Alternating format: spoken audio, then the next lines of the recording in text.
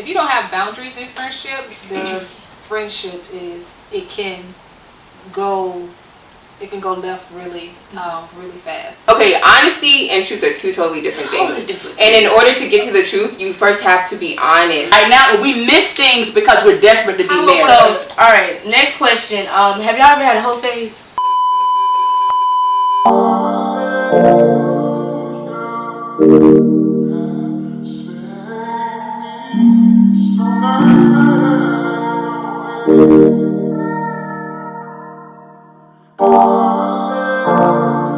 What's up, beautiful people? It's your girl Charity S. Brown, aka God's Princess, and I'm back with another video. So today I have these ladies here, and we'll be doing the church girl versus woman of God. If you saw the church boy versus man of God, you kind of know how this goes. I'll just basically be asking some questions, and then they're just gonna answer them based off of what they've learned, through experience and stuff. So y'all want to introduce yourself? My name is Dael Pasco.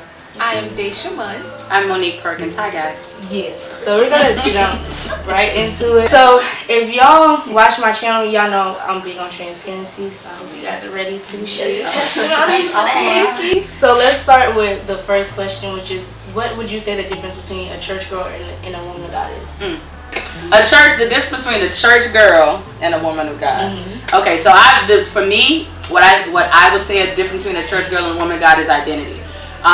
Church girls, first let's get this thing out. Just because you come to church don't mean you know who you are. Just because you come to church don't mean you know Jesus. So one of the things that I would say the difference between a church girl and a woman of God is identity. When you know who you are, when you're a woman of God, you know who you are. You know you have standards. You stand for something. You know your identity in Jesus. You know who you are in Him. So that makes you that woman of God. But a lot of church girls are still trying to find their identity. And we have this false belief that you can, I was taught that you go to church to find a good man and all that. Boy, if you don't get and all that stuff and all this stuff, these scenarios that we were taught. So a lot of us come to church for the wrong reasons. But if you don't come to church to meet God and to gain that identity through Jesus, then you're just going to remain a church girl. So I think that's a different identity. I would say identity. So I like that. It's because it goes to good. Yeah, when she was talking, I got the vision of like a chameleon. So a church girl can blend in. Church girl blend in. Nothing about a church girl stands out. But when you are a woman of God, you are stamped. When you're a woman of God, you're marked with His glory. You're marked with His anointing. So you're going to stand out. Nothing about you is going to be mediocre. Nothing about you is just going to be the same as everyone else. There's a peculiarness. I don't even know if that's a word, but it's not today. There's a peculiarness about you, and it will also just make people want to be drawn to you, not in a negative way, but just in a good way. It's almost just like His glory is just shining upon you. So I'd say that's what it is. You don't blend in. You stand out. I was just gonna say, based off of what Dacia said too, one is consecrated and one isn't. What does consecration mean? Consecration is set apart to, like Dacia said, standing out, like being set apart solely for God and knowing who you are. And that comes with the identity part. Like when you know who you are, you're willing to live in a different standard. And when you're just a church girl, you just come to church, or you grew up in church but you don't truly know who you are. So you aren't a woman of God. You have no relationship. So church girls don't have relationships with God. They ride on the wave and testimonies of others, of who God has, of who other people have declared God is, but they don't necessarily know Him or have a relationship with Him for Himself to be able to experience that glory for themselves. Okay, so did all y'all grow up in church? Like, who grew up in church? Raise your hand if you did. Kind of, sort of. I guess we didn't go to church like Monday through Sunday. I went to church Sunday. That's good because like she did and you like kind of did and you didn't. We like think about it. Okay, so when would y'all say like y'all started taking that crossover from a church girl to a woman of God? Like, when did that crossover happen for y'all? For me, let me tell you, that's a good question because the other night we had Bible study here at our church, and our apostle asked, "What year did you get saved or transformed?" And I was like, I can't answer this question, Jesus, because I used to think it was when I was in church because I grew up in church. I used to think it was when I was preaching back in the day and all this stuff. But really, I did not become a woman of God, to be honest, in 2018. That ain't that long ago. And I tell people all the time, just because you go to church every day, and just because you have this this quote-unquote relationship with church, does not mean you have a relationship with Jesus. And I did not. We had a series here, the Orphan Spirit, and then we did Abba right after that. And I had an encounter with Jesus that literally changed my mindset about everything I knew about God. Because a lot of things too, church people go through rituals. We go through motions. I was going through motions before having the Bible said having a form of God but denying the power. So I had a form of God in this. I come to church on Wednesdays. I'm at Bible study. I'm with everybody, doing the church thing. But I did not have a relationship with God. So to be honest with you, I just became really saved for real in 2018. And I've been in church since I was a baby. So yeah. How about you? Dang, you make me recap. I could say I didn't have a firm identity of really who I was. I thought I did, but I guess I didn't really know. So I guess I can't even really say the year that it really was. Or just a specific time, like. Well, I know when I started taking Jesus serious, girl. When I started taking Jesus seriously, was like in 2010 or 11. That's when I started when I began my journey of really taking Jesus serious and totally set myself apart, consecrated myself to Him, and that was at my old church. And so that was like 2010, 2011 that I began to take God seriously on my journey. And then when I start to becoming, I would say that's like in 2017, 18. I would say, so I gave my life to Christ for real when I was 20, and I went into the military. All that went away, and I moved to Tampa, and I started living for God for real and started the process, I believe, of consecration. But it didn't happen until, well, I'm married now, but before we were still, doing a whole bunch of stuff. So it happened once we cut off that relationship, and that's when I really dove into consecration and have been on fire since, and that was in 2018. Yeah. Okay, so what advice would you give to your 23-year-old self? Ooh, Oh yeah, you're a baby. Put me on. I would say to not compare yourself to anything or anybody. You're not in a rush. That time really doesn't really exist. Time is not running out. God, everything that God has already pre-planned and predestined and preordained is going to happen. Just walk with God and just keep your heart in alignment with God and watch your words. Keep your words in alignment with what God says and believe what God say to you. Believe what you see. Because people will make it seem like, and you can't share everything with everybody because some people just don't understand. And just being led to of the people that God is sending to you. So I would say don't compare yourself, because I did a lot of comparing, and that caused a lot of hindrances to me. And don't allow other people to compare you. Don't let that seep in your heart. Yeah, that's good. What message I give my 23-year-old self? My 23-year-old self, that girl was jacked up. Oh my God, that girl was broken. She had a whole lot of, she was manipulating. She was a manipulator. She had a lot of stuff. But what I would tell my 23-year-old self is this: just trust the process. Because there's a scripture in the Bible says that Jesus knows the way we should take. And I think if I would have knew that then, I would have been so anxious. A lot of times when we're young and we're trying to figure out life, especially at 23, trying to figure out what's my career path, when I'm going to be married, all of these things, these thoughts and processes come. If I would have just honed on to that scripture, God knows the way I should take, meaning that every part of my life has already been pre-orchestrated, predestined by God, I wouldn't have been so anxious at my 23-year-old self. So I would tell myself, girl, calm down, slow down. You got time. God knows the way. Everything that you're trying to figure out has already been figured out by God. So I would tell my 23-year-old self that. I would tell my 23-year-old self not to awaken love before it's time. That's good. And I say that because I know when, basically what they said, like, we become so anxious in a lot of things, and you see relationships, or you have a desire to get married or whatever, and Satan will send those things to you so that you can just hijack your future, the one that God has for you. So I would say don't awaken love before it's time, and to be gung-ho for love, but understand what type of love you are going hard for. Like, if you're trying to force a love with a man, or even women and women relationships, because people get caught up in those too. If you're trying to awaken a love that you know is not glorifying to God, or one that you don't need to be in at the moment, take your time and just step back and enjoy yourself. Like, learn to be happy with you before you get into a relationship. That's the and word. don't build your life. Don't do things try in the name of, okay, I need to do this because I need to be prepared to be a wife. Do it for you. Don't do it for a man. Don't do it because you are in quote unquote preparation for a man. If you want to get yourself together, you want to buy a nice thing, you just want to look good, do it just because that's what you want to do.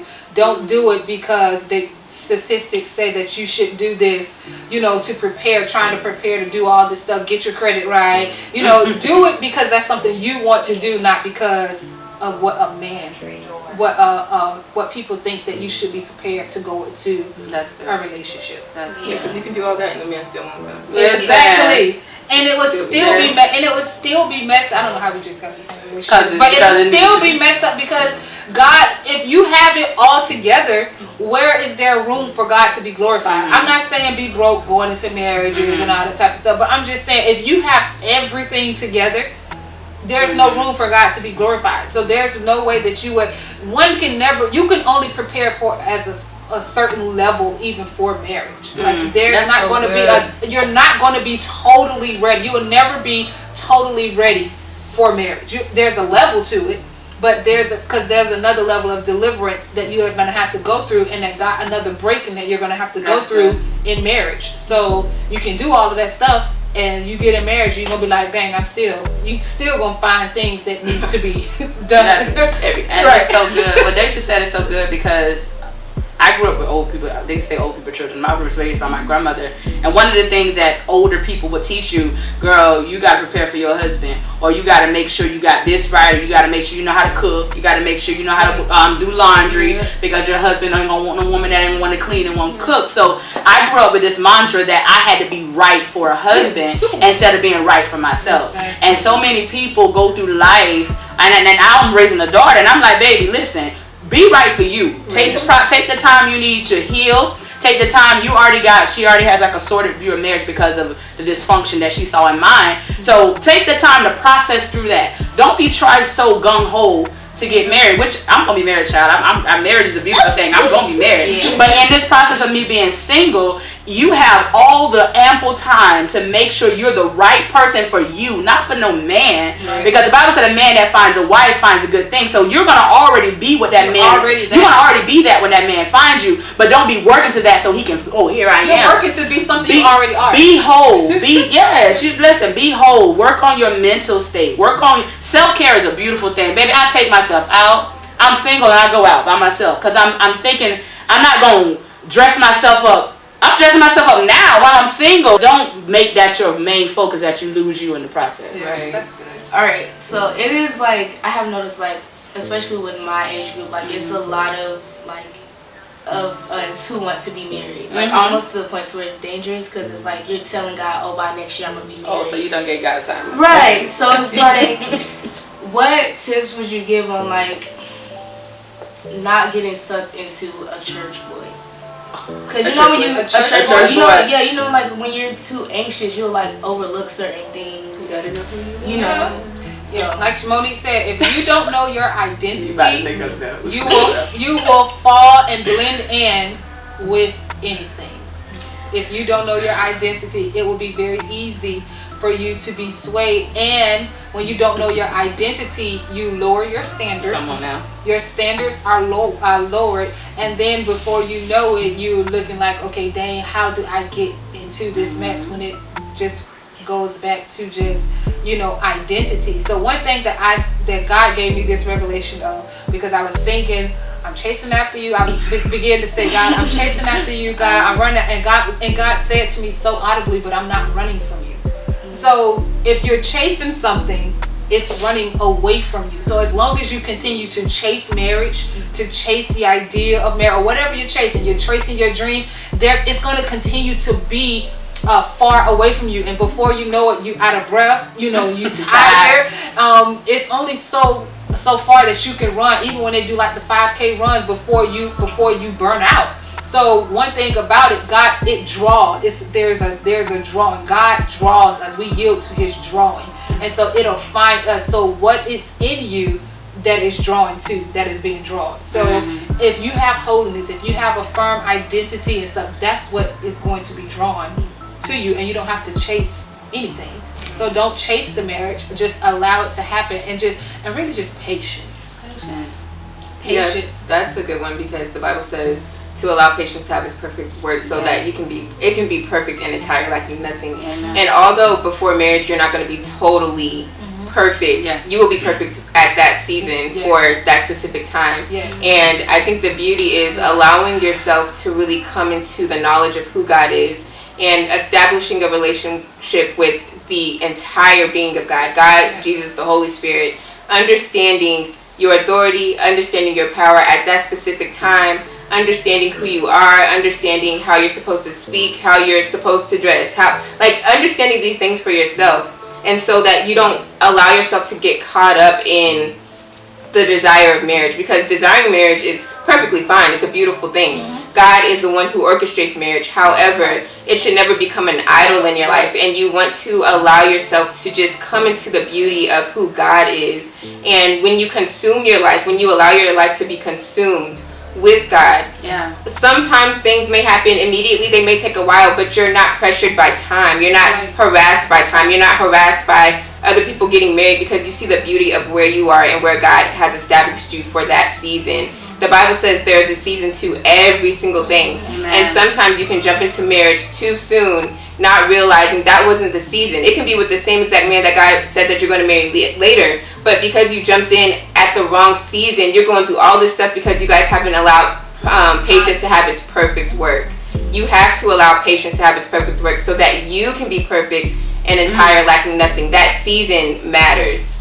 Dael said something so powerful, and I got to piggyback off that, because God said the same things to me 2 weeks ago. I did a video about this same topic, and one of the things that God said to me is, God said every season is supposed to produce specific fruit.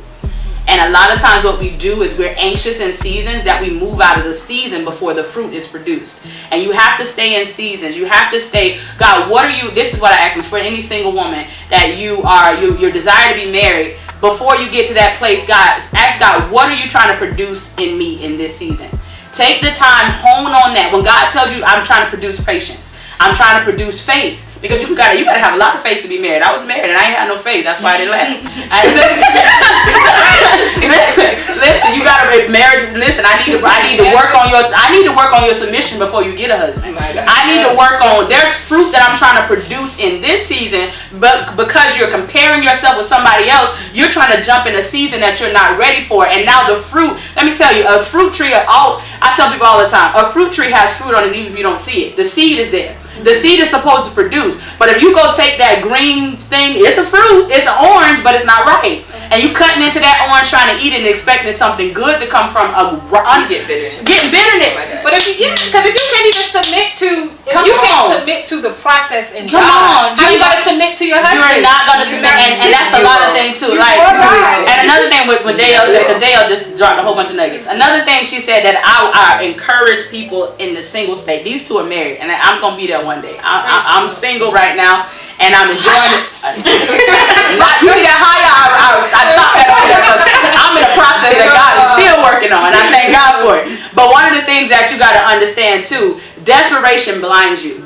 If you are desperate for, listen, don't be desperate for something before you're ready, because you will be blinded by red flags, things that God is trying to show you. No, baby, listen, back up out of this right now. We miss things because we're desperate to be married. How do one know if they're not ready? So you think? People think that they're ready, but they're not. So how do one know if you're not ready? Or even how do you know you're not married? Anybody, let's say you're in a relationship and you're dating. What are some signs that? I got a bunch of signs.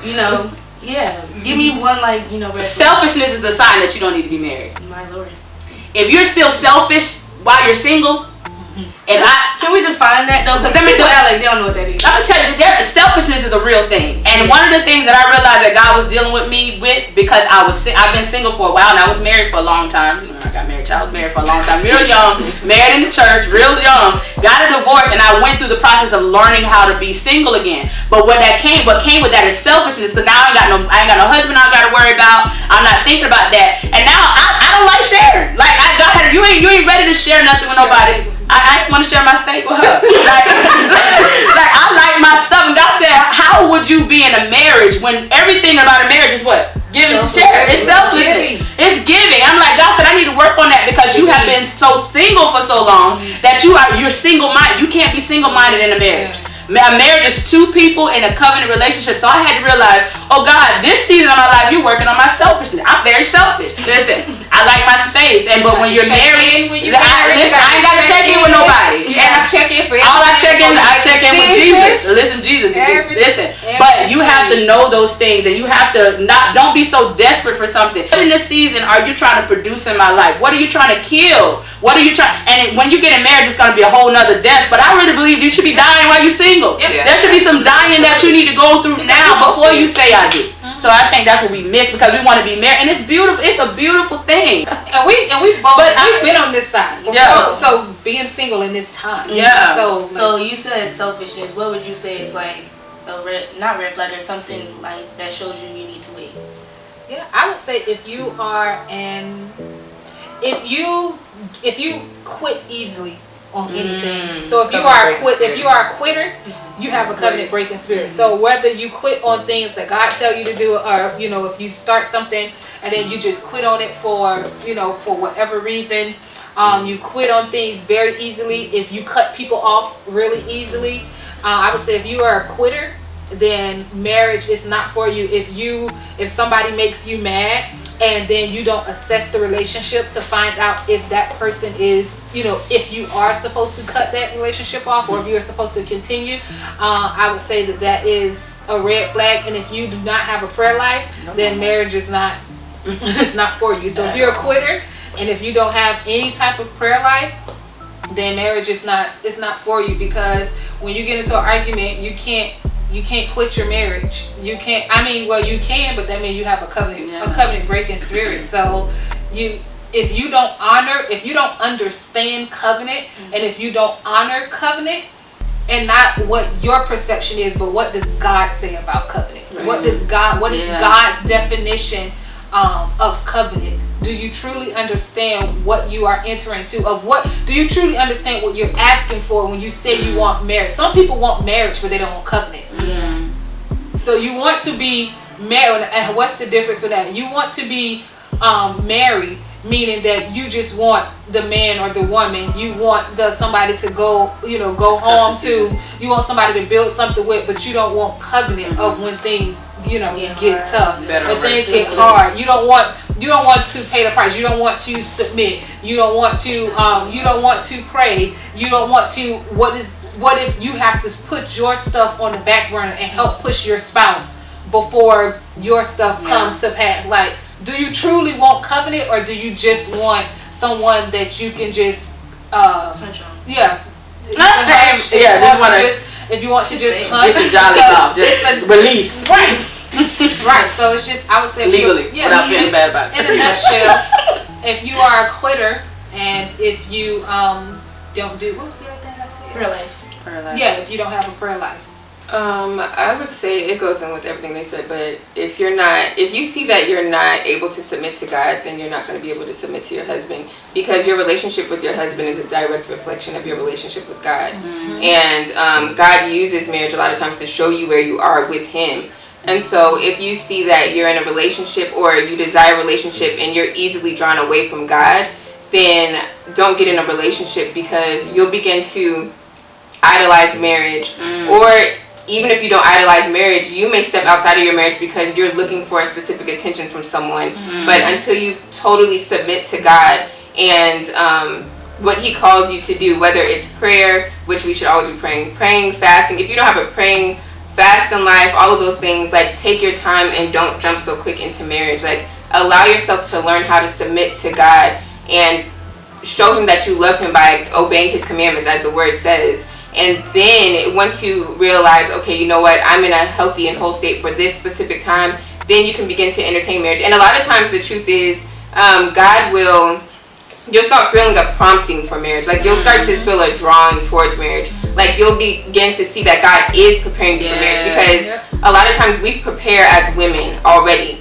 And we prepare for many different things. We come into our identity for many different things, just not marriage. However, there is a season where God begins to prepare you specifically for marriage, and you'll begin to see that God's like, hey, go get books, or hang around married people, or you start drawing away from your single friends, or go out and take yourself on dates. Like, coming into a new knowledge of who God is as a covenant keeper and the one who ordains covenants and creates covenants. So when you start sensing that you're in that season of God drawing you into that place and teaching you how to pray for your husband and, you know, different things, then that's when you can start entertaining marriage. But again, don't awaken love before it's time, because you will mess yourself up. And Dael said something that was really good. You got to be careful. Another thing that tells you you're not ready for marriage, if you ain't over your old boo. Listen, if you still got old boo in your heart, or old relationship, past relationships, that you haven't cleaned the slate. Because a lot of times what we do in relationships, because we don't like to be alone, instead of processing that pain that from that old relationship, we go into another relationship without allowing God to heal us from or clean the slate from that other relationship. So all you're going to do eventually is just recycle the bad stuff from the old relationship in a new one. Take the time you need to heal before you jump into something new. The reason why we don't do that is because we fear being alone. If you fear being alone, you're not ready to be in a relationship, because fear of being alone will make you drop every guard and every standard that you put in place to live a holy life. This is why I see so many compromising their faith or compromising their relationship with God, because they're afraid of being alone. Now, you set a standard, I ain't finna give up the booty until I'm married, but now you're afraid of being alone, because now that man, he may leave me if I don't give myself to him, or he gonna see somebody else. And booty rocking everywhere. And now, okay, I don't want to keep him, I don't want to be alone, so let me compromise what I already put in place, because I don't want to lose that man. So many people in the church compromise their faith because of fear. And faith and fear don't mix. If you have fear in your heart, let God deal with the fear in your heart before you even thinking about a relationship. Okay, I got about that. Because the Bible says that perfect love casts out all fear. Now, okay, let me just jump over here real quick. In order to begin to address fear, you have to have honest conversations with yourself. And I would say, do not entertain a relationship if you can't even have honest conversations with yourself or with God. You can't go to God in prayer and say, hey, this person just said this to me and it made me feel this way, this way, this way. Why can you not go to God and tell him the truth? Like, you're still trying to go to God and like hide what's in your heart. If you cannot have honest conversations with yourself, then you're not ready for a relationship. And the truth is, okay, honesty and truth are two totally different things. And in order to get to the truth, you first have to be honest. You have to address those lies in your soul so that truth can come in and take hold of your heart, and you'll have a foundation. But if you don't have a firm foundation in yourself first, you don't need to be in another relationship. That's so good. Can I say something else? Because this is so good. Girl, Sure. you gotta go to the next question. The whole video's not about relationships. Okay, go ahead. Alright. I'm done. Because They friendship and stuff like that. I'm gonna be quiet. Yeah. So next question. Have y'all ever had a whole phase? Absolutely, girl. Man, girl. Phase. What year you want? You want the 1999 home? 2000 home? Okay, 3 to 16. Okay, Which home you want? So how did y'all, like, what was the process of being delivered from that place? Like, what did that look like? Okay, so for ex-ho. So if you were having strong, okay, this is my deal. Hoes are glorified in this. Exactly. So, I guess, like, to me, a hoe is like whenever you just like out there with somebody who's not your husband. Like, I mean, It's a concubine. yeah. So like, what is y'all process of like not doing that anymore? Like, what does that look like? So let me tell you. Okay, I'm gonna answer my whole. I'm letting them talk about their whole phase. I'm talking about my whole phase real quick, but I want to give clarity of what a hoe is. The Bible said the children of Israel, that he called them a whorish nation because they were whoring after other gods. Meaning, if God puts you on earth, there's an express purpose or express intent or express design that God has for you. Anytime you operate outside of that design or covet or lust for something else, you are in whoredom. It doesn't always mean having sex with a man, or that's not your whoredom. Means I'm living outside of proper intent that God created me to operate in. So it's not all sex, but sex for our generation, we, like I said, we glorify whoredom. We glorify I'm a free spirit, I'm my own woman, and I'm just going to do it. Men do it. I hear a lot of women say, well, men get to do it, I'm going to do it too. But you have to understand why God put you. The Bible said we're made by God for His good pleasure. So I shouldn't be getting pleasure from anything other than God getting pleasure from my life. And that's what, when we cross that line of whoredom. But my season of whoredom, what I had to, like Dael said, I had to ask real questions to me. Because at the end of the day, if you don't ask yourself real questions and be ready for the answer, some of us ask questions, but we don't stand long enough for God to tell us why we act the way we act. Because the truth is, we have to deal with that now. When God showed me, well, you are a whore because you still deal with abandonment issues. Or you still a whore because you still rejected from your mama not being there. You operate, you're trying to seek love from other places because you never got it here. So when God tells you that, now you have to sit in the mirror and say, okay, God, now I need you to deal with that broken place in my heart. And a lot of us don't want to be honest because that place hurts too bad. We have repressed those feelings for so long. I tell people all the time, one of the things I hate now is I mentor young girls, and I hate when they call them a whore because there's a story behind that whoredom. Right. When you find out the reason why she is promiscuous is because she never had her daddy, or she still have daddy issues, now you can deal with that broken place and bring her in a place of wholeness. Right. So like Dael said, you have to I had to ask myself real questions. I sleep with this guy not because I love him, but I want love. Not because I love him, I want love because I never experienced love. Or I sleep with him because he told me he loved me. My mom and my daddy never said that. So I go to something that's perverted because it fills a void that I never allowed God to touch. Yeah, okay. So you sat with God. I sat with God. He was like, girl, and I had to admit I needed your help because I couldn't stop whoring. I'm gonna tell you, I don't care what nobody say. Go, you can get oil poured down your head. You can. I was on the altar almost every week, crying about the same thing. And why can't I break the spirit of whoredom? God said it's rooted in your soul. Until your soul gets whole and healed from that identity fracture that makes you crave love from other places than me, you're going to always operate in whoredom. God has to be your end all be all. If He's not, you're going to seek other things to fill that void. Also, would you say you were a sex addict? I was a nympho. Okay. I'm just clarifying. I had many drugs of choice. I smoked weed. We transparent, right? We talking to people. I smoke weed. I smoke weed, and I church myself. Some of you your perversion to be church. Yes. I church myself to death. I sex myself to death. And whatever could fill the void for that moment, I did. And a lot of people busied myself to death, and knowing good well, I'm just trying to fill a void. So yeah, I was a sex addict. I thought I would have to go to and she knew me a long time. I didn't even know I was in the church dealing with some of this stuff. I was real secret about my sin, girl. I was a secret sinner. But I think I had to come into the knowledge of who Jesus Christ really was because there was so many broken areas in me, and it was like you become a magnet for the dysfunction unless you allow God to heal those holes in you. So yeah, I was an info girl. I would say that I had a lot of old days too. I was but Jesus did a quick break. So He snatched me out really fast. But yeah, I was a big whore. I would say what helped me was it was just a simple decision. Yeah. I think we can make it all deep, but it first starts with the decision of you wanting to do right. You want to please God. Mm-hmm. You want to live a righteous life. And once I made the decision that that's what I wanted, I was able to begin to pursue after righteousness. It is some it's a decision, but you got to understand there's some people who that door was opened by sexual perversion and broken areas. See, that's different. That's why there's different areas of dysfunction.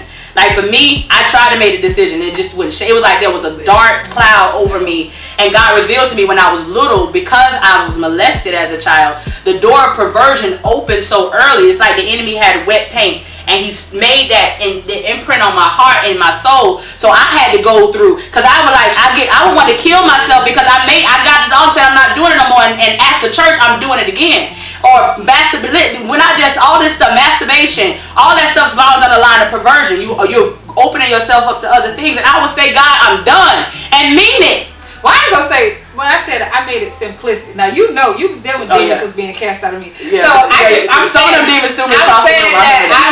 I'm not saying that it was easy, because I did have to go through a lot of the stuff that she did, and I had to fight.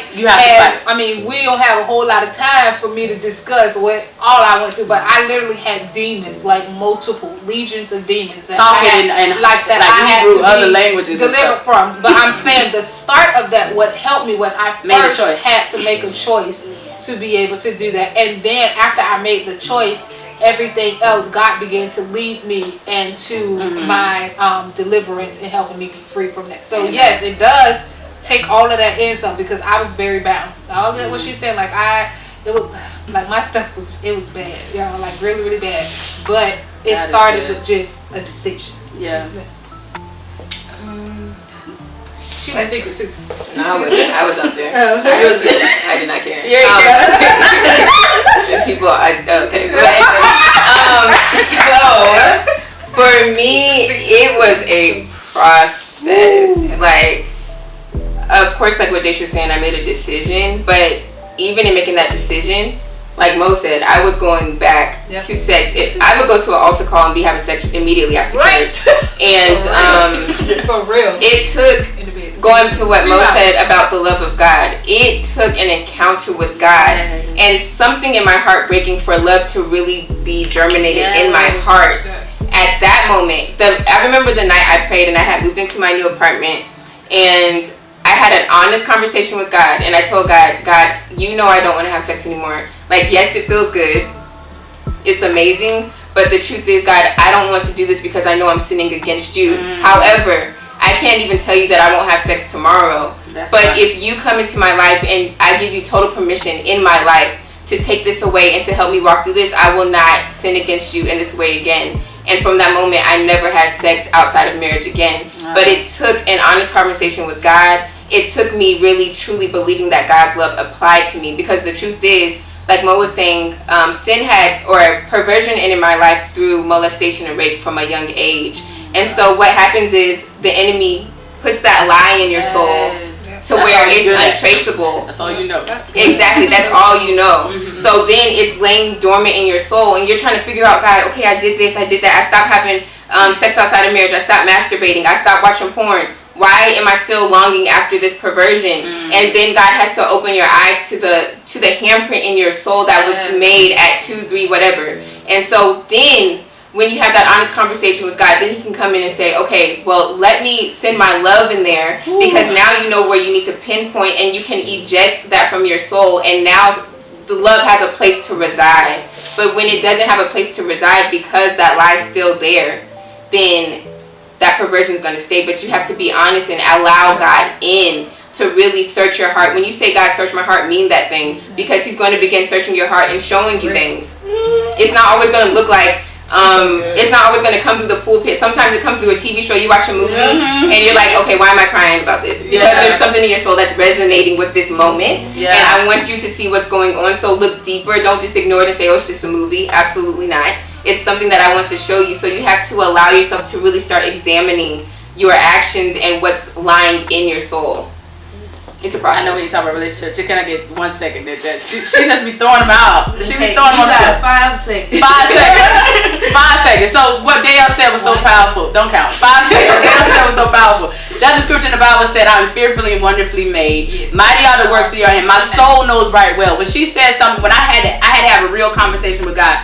And what David was saying in that scripture, 2 more seconds. What David was saying in that scripture was, God, even though I'm going, because he had just gone through the perversion of what he went through, he said, God, I'm fearfully and wonderfully made, but my soul must believe that. See, that your soul is made of your mind, will, and your emotions. There are things that happen in our soul that makes our soul don't believe. Our soul don't believe that the work that God already done. Don't believe the love of God. So David said, my soul knows that I'm fearfully. So I had to make my soul realize God said I am this. Even though you've been hurt, even though you're dealing in perversion, even though my soul knows right well that I am fearfully and wonderfully made. And I had to repeat that. And that's how the bond of the perversion broke off my life. Because God did the work and it was final, but I had to believe it. That part. Yeah. I had to believe it. Okay, so let's shift off of that stuff. So when it comes to when it comes to like, okay, friendship, like what's okay? Because I feel like nowadays, like there's just like that's an area of struggle. Like, people don't know how to be like a friend, or like if y'all have a disagreement, then like, okay, this too much, I'm gonna cut you off, and that's not how friendship is supposed to work. So like, what's one tip or advice that you would give to like my generation on how to be a good friend, like what that actually means? If you don't have boundaries in friendship, the friendship can go left really fast. One thing I would say is that you have to have boundaries in your friendships, and that comes as you as the friendship blossom, as it grows. You have to have just boundaries. And how do you set those boundaries? If something comes up, if something happens, and it crossed a boundary for you, if you don't properly communicate to that person that this was a boundary, this was something that I did not like, or this hurt my feelings when you said this, or this triggered something when you said it, if you don't properly communicate that, how do you expect that person to not do it, or give them the chance to not do it again? And then if they continue to abuse or cross those boundaries, then like for instance, like, because we talked about this, there was something that I said unintentionally, having a conversation with her. She didn't necessarily come to say it with me. We had we was on a call, and she had a conversation. I was like, well, and she asked, she was like, why did it wasn't a big deal, I guess, to her. She had dealt with it. But from a friendship standpoint, I don't want to cross that boundary. If that triggered you like that, I don't want to intentionally hurt you. So I know that I have to, being intentional. I have to be intentional with my words. With the season that she's in right now, certain things I can't say, or I have to be, very intentional of what not to say, or how to help her, even just in her faith, where she's not triggered. So that's a boundary. Should you tell me that? Because I want to know what boundary not to cross. That's good. Yeah. So if you don't create that boundary, I don't know how to be a better friend, to her, or even better so how to pray for her in the area that she needs to be be prayed for. So that's good. Dacia said something powerful. We expect people. We have these false expectations of people. We expect people. That was so powerful. We expect people to know us, feel us, understand us, but we haven't laid out any groundwork. We haven't told them this is what I like, this is what I'm very.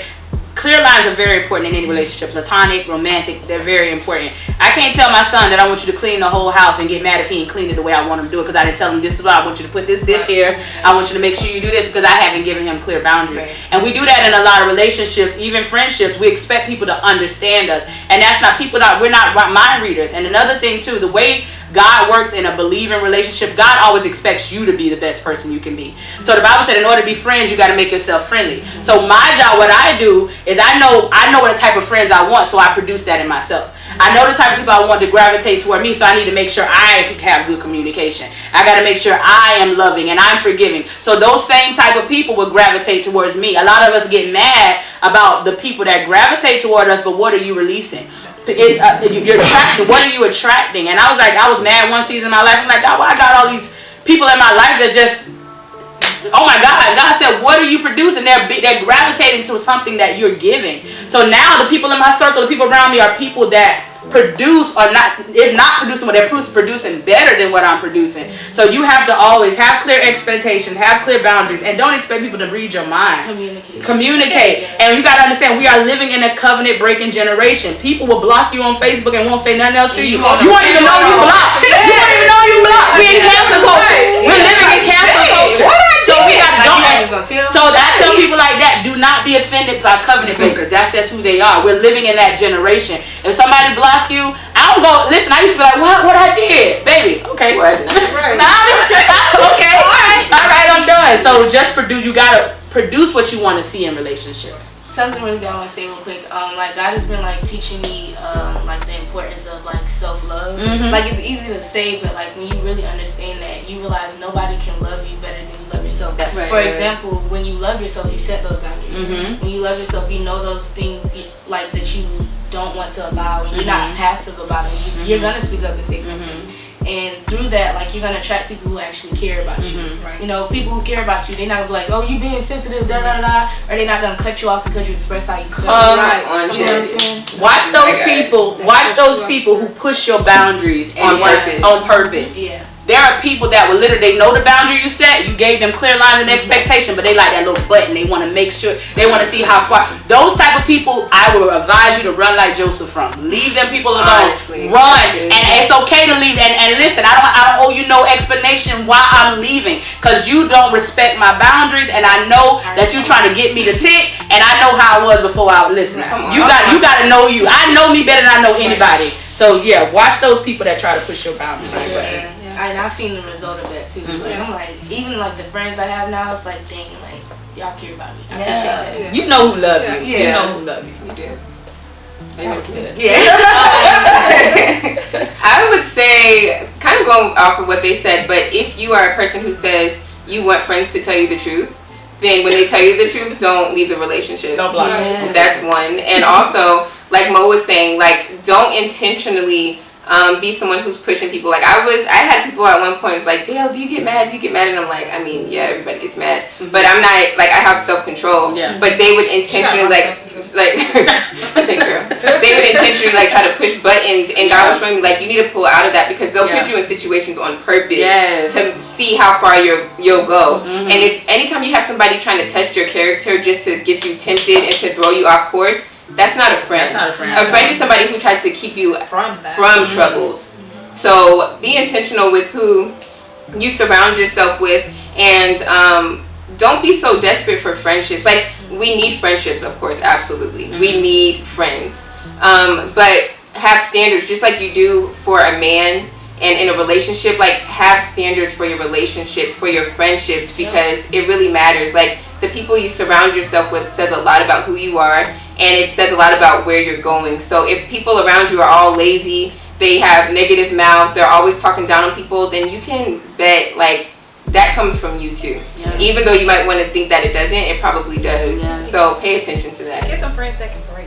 Yeah, please do. Oh my God. Get you some friends that can pray when you don't, and that won't look at you sideways when you have vulnerable moments. Yeah. When you can truly be honest and say that, okay, hey, this is how I'm feeling, and they don't look at you as like, oh, she not this person, or who she claimed to be, or something like that. Exactly. Like, it's like, get you some friends that can truly pray for you and that can see when you can't see. That's good. Anointed people, get you some friends that ain't impressed by your anointing. Right. That part. That right there. Listen, I don't need you looking at me as a girl that mine. I'm broken right now. I need a friend that's gonna pray for me. Because a lot of people, when they look at your anointing, they don't know how to pray for you. Okay, you should already know how to get out of that. No, I need prayer. So don't get with people impressed with your gift. Listen, my gift means nothing in this friendship. This is nothing. Absolutely nothing. And one more thing, something that Dacia said earlier too, about when she came to me and said, hey, did this happen? And get you friends that will come to you and address things and ask you questions because they care. Yeah. And so even in that situation, like, I was like, oh girl, listen. Like, is that me? Like, I want to ask on the call, but I'm ask her, But her doing that, like, it opened the door for me to be vulnerable. Because sometimes, like, at the time when God brought it to my attention, I'm like, oh, whatever. Like, it wasn't a big deal. But when she brought it to me, it's just like, it gave me a moment to say, oh yeah, that happened, and we just moved past it. But it wasn't nothing crazy. But still, like, having friends that come to you and say, hey, like, did I hurt you in this? Or how can I be a better friend? Yes. Like, get people who are always introspective and trying to grow so that they show up in the relationship and you do the same. But even that, when she said it wasn't a big deal, it was a big deal because it was taunting her faith of what God had said to her. So it came to try to play, on her mind. So it's just like, no, that is even, to me, that's even more bigger in the spiritual realm than it just in natural, because it's coming after a promise. And so y'all know I'm big on, like, promises. It tried to come after it tried to use what I was saying to come after a promise of what God had already promised. And I don't want to be a stumbling block to anybody, especially those who are called like friend. And so, and I'll play somebody fucking. So I try to stay nice, but yeah. So yeah, it wasn't big like how she said it, but it was big, like it was that serious. Okay, so especially with my age group, like, a lot of people don't like confrontation, like they don't like to address things, like kind of like what y'all said. But that's a part of healthy relationship. You know what I'm saying? So what's one situation, like one uncomfortable thing that you had to confront in a friendship? Like, what's one of the most, like, ooh, I don't want to say this because it's going to be awkward, but I have to speak up about this? That's a good question. Jesus. I had to. I gotta think about that. It was a situation because I'm not going to say her the name, but we've had this, this conversation. But I had a situation with a friend. It was like a few years ago, but we were at Gyros, and I was asking for like some of her. I asked for some of her fries, and like she would not like share with me, but it wasn't in a playful way. She told me that she intentionally did that because she knew that it was getting me mad. So it had me to begin to look at her like sideways. So I had to go to her and like have just like an honest conversation and tell her, because at that point it's just like I was like really like pissed. Like I was upset because I'm just like, why are you doing that? Like it's simple, that you don't have to share, but the intent behind of why you was like sharing.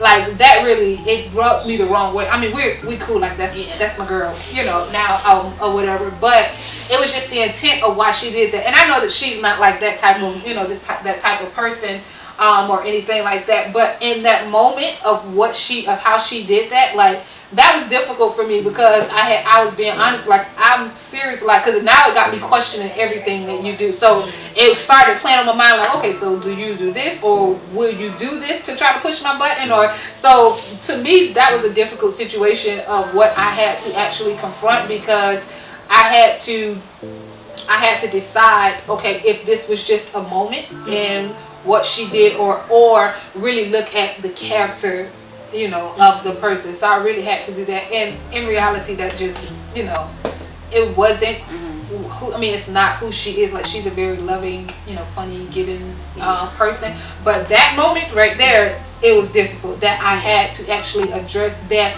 It almost determined a friendship, because if I think that you're going to do something to like intentionally to make me mad, and you get a kick out of that,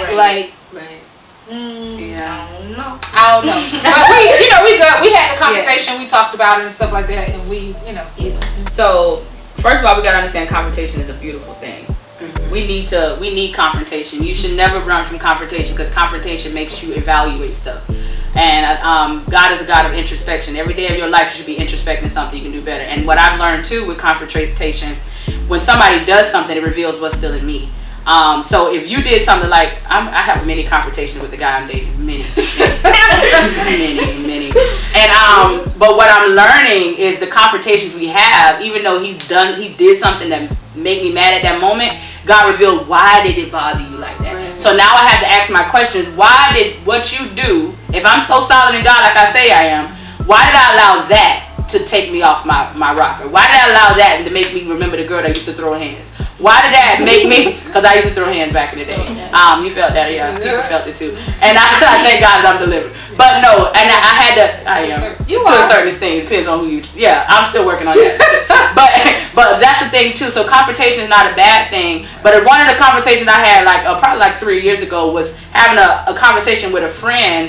We both saved, we both single, but I'm trying to live a lifestyle where I'm being committed to my walk when it comes to sex, because sex is easy to have, y'all. Sex is easy. It's out here in these COVID streets. Sex is easy to have. If you listen, if you make yourself available for it, it'll be there. So you have to be intentional, especially as a single saved woman. I put things in place. I don't go to my friend's house at a certain time. There are things I put in place. So I was having a conversation with this person. They were like, well, God knows my heart, so I still get it when I need. But you're a Christian, right? You saved. So in my mind, what I had to realize, I had a conversation with her, and I realized that the Bible said evil communication corrupt good manners. I don't care how holy you are. If you keep standing around the same people who are negative, you keep standing around the same people who are breeding ground for sin, it's only a matter of time. If you're not doing it, you're thinking it. And my thoughts have got to stay pure, because I know my thoughts. So I had to have a conversation. I love you, but in this season of my life, me and you going to have to separate. Now, and that was a hard conversation, because I've known her for years. But I was like, we're going to have to separate. God may bring us back together. And it ain't even about you, boo. It's about me. It's about me preserving and reserving this space in my life. So because I don't want to, you talking about you lonely, you finna go to your boo house. I might want to call mine and like, what you doing? It's a seed that's planted. I'm wondering why I'm having thoughts that I ain't had in years because I listened to you and your dichotomy. So you gotta be, that was a hard conversation to have, but it was a needed one. You gotta, your holiness, your relationship with God is the most important thing that you have, and you gotta guard that. So that was a hard conversation, but it was needed. It's kind of the same as Mo's. I had a friend, I still consider her a friend, but I'm in a place where I can't really be around her like that because one thing is my name means a lot to me. And I'm not willing to associate with people who say they live a specific way but they're doing other things. And I had a friend who was intentionally like getting pregnant and doing things outside of wedlock and still serving and doing all of these things and just not caring. Like there's no conviction there, and God told me to pull away.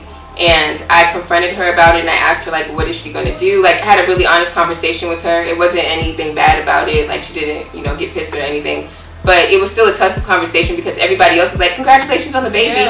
And I'm just like, okay sis, but what about these lives that you're still touching on purpose? Like, not saying that you have to become a hermit, but deal with that sin in your soul because you're out here bleeding on people. And then your sin matters because you're out here acting like you're living one way, but you're doing something totally different. So when it comes out, then all these people are scattered because they saw you as someone that they could trust in the Lord. And not saying that our salvation or our sanctification is based on other people, but at the same time, what other people do plays a major part in our walk, especially if you haven't reached that level of maturity yet. So because I saw how much she didn't really care about the maturity of other people, I had to pull away because I care and I'm not willing to allow my name to be in cahoots with hers and people thinking we walk the same way. Your name is a brand. A brand. Let the Holy Spirit get that to me this morning. Literally. Your name is a brand, and not only that, God's name is a brand. So with God living on the inside of you, you are a brand. People seek out to buy these name brands. Calvin Klein, that is a name brand. And people go to pay money for that. Put it in the context because we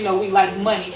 Your name is a brand. Your name is your money. And if you costing me money, Listen, if you're costing me influence, right? Even influence, anything. Listen. Like so, that's what it is. Like these name brands have influence. These name brands, it has money. They can go to these people will go to fashion shows because of name brand. Exactly. So it's just like your name is a brand. People will pay for it. People will follow you for it. People will serve for it. People will do. It's like what type of, like she said, the influence that you have. What are you going to do with your influence, with your name? So what are you going to associate yourself with? When you go, if you are on a job and you go and you act crazy and they find out that and you say that you work for this person, try to go back to that job. They're going to fire you if it gets to the news or something like that. Don't ask me to refer you. Exactly. That's my name or the line. They won't accept who's requiring you. So your name means everything. Alright, thank you guys so much for watching. I'm gonna leave everybody's like Instagram, YouTube, even though they don't post anymore, down below. So make sure that y'all subscribe and stuff. And Monique, right? No, you really did. Right. No, I definitely did. listen. So you, The harder the matter. I'm gonna leave the link to your Facebook Live. Okay. Or your Facebook page. She does lives called The Harder the Matter all the time, and all that good stuff. So she posts. She's the only one that posts. But I'm gonna leave everybody. And y'all post a lot too. I'll be reading I'm getting back. I am. I'm getting back to I'm my talking YouTube though. I am. I'm talking about YouTube. But yeah, make sure you guys like, comment, and subscribe if you like this video. If you're on the lookout for more videos, I definitely have more questions, so we might have to do part 2. But yeah, thank y'all for watching. Bye.